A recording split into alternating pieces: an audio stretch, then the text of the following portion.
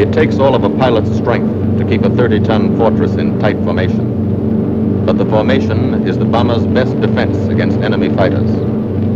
The planes are deployed to uncover every gun, stepped up and down, echelon to the right and left, arranged to overcome the danger of gunners firing into friendly ships, arranged so concentrated cones of fire from the caliber 50 machine guns cover the sky for 1,000 yards in every direction.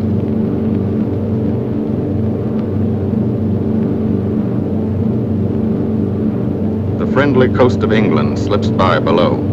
It doesn't look like much now, but in a few hours when you come back, if you come back, this will be the most beautiful view in the world.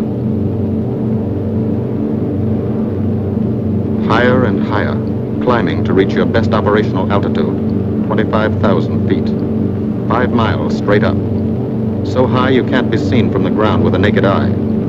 So high that after 1 minute without oxygen you lose consciousness. After 20 minutes, you're dead.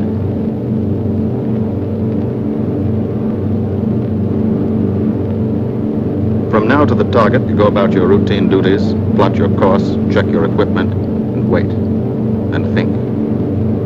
Jim, France, and Holland, our B-26 Marauders evaded flak and unloaded over enemy airdromes. The brass hoped the weight of these bombs would force the Nazis to move their airfields inland. The plan, guided by General Sammy Anderson's boys, was succeeding. Over Germany, it was the same thing.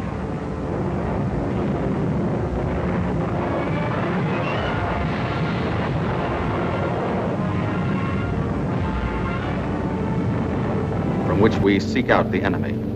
Not his infantry or his artillery, not his panzer divisions, but the greater menace, the industrial heart of his nation, the foundation on which the Nazi Empire and its armies stand, the power behind the German lust for conquest.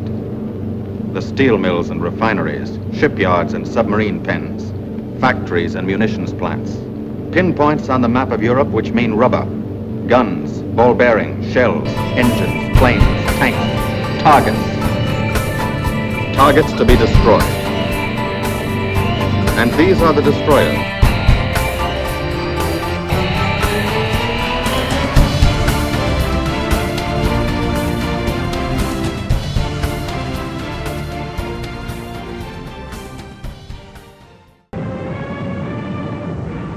These first 5 days changed the history of the air war, but it didn't end here.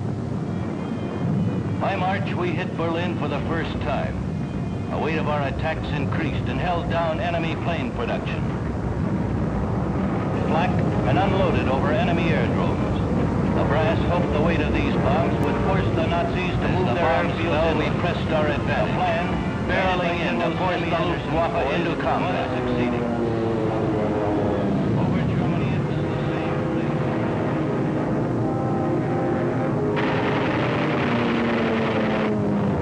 For days and then weeks, American fighters, without let-up, went after anything that could hurt us. This was no longer a prelude to invasion. This was invasion.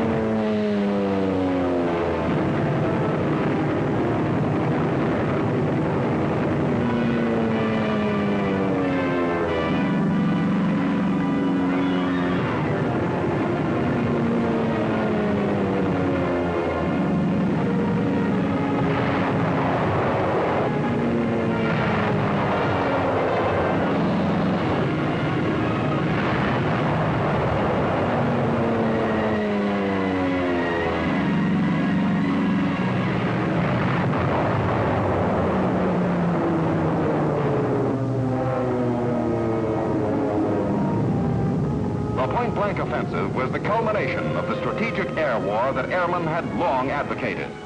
The strong shield of Hitler's fortress, the Luftwaffe, had been swept away.